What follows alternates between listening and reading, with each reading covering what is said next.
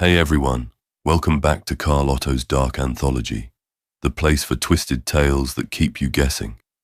Today it's time for another Quickfire challenge, where I craft a complete horror story based on a prompt in under 500 words and 2 hours. No exceptions, no mercy.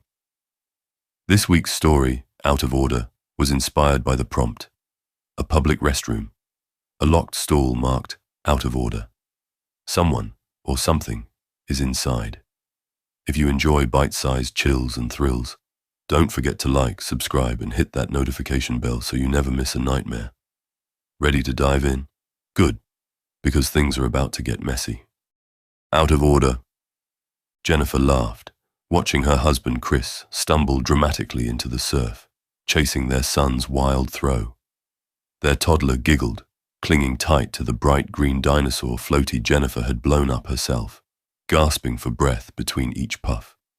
It was exhausting, chaotic, and perfect. The kind of day she'd been craving for months. "I'm gonna run to the bathroom," she called, pulling herself reluctantly away. Chris waved distractedly as he tackled their oldest son into a playful wrestle in the wet sand. Jennifer grinned, feeling lucky. Days like this were rare, but they made all the demands of life worth it. The public restroom was squat and ugly, tucked behind wind-blown dunes, smelling of sun-warmed concrete and disinfectant. She pushed the door open and winced at the thick, humid air inside. One stall was locked shut, a handwritten note flapping slightly. Out of order. Typical, she thought, ducking quickly into the second stall and back out again in less than a minute. She hurried to the sink, nudging the water faucet until lukewarm water sputtered out. That's when she noticed it. In the neighboring basin, a small, clear baggie, half full of grainy white crystals, a lighter and charred foil. Her stomach twisted. She stared, instinctively stepping back. A heavy, labored breath broke the silence behind her. Jennifer froze, her eyes locking on the mirror. The closed, taped-off stall door reflected back at her, vibrating gently. Someone was inside.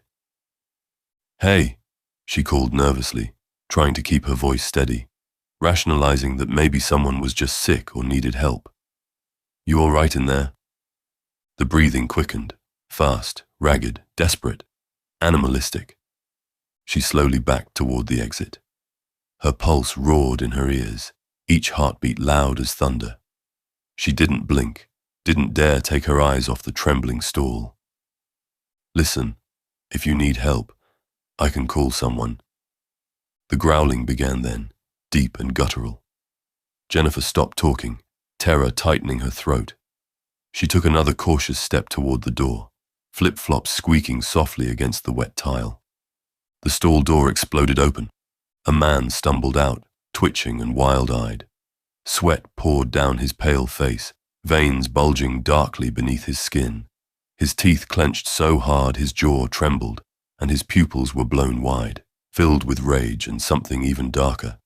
Jennifer's scream lodged in her throat as adrenaline surged through her. She turned sharply, nearly slipping on the slick tile, lunging toward the door. The man shrieked behind her, a guttural primal howl echoing off the concrete walls as he charged, fingers clawing at the air, feet slamming against the floor.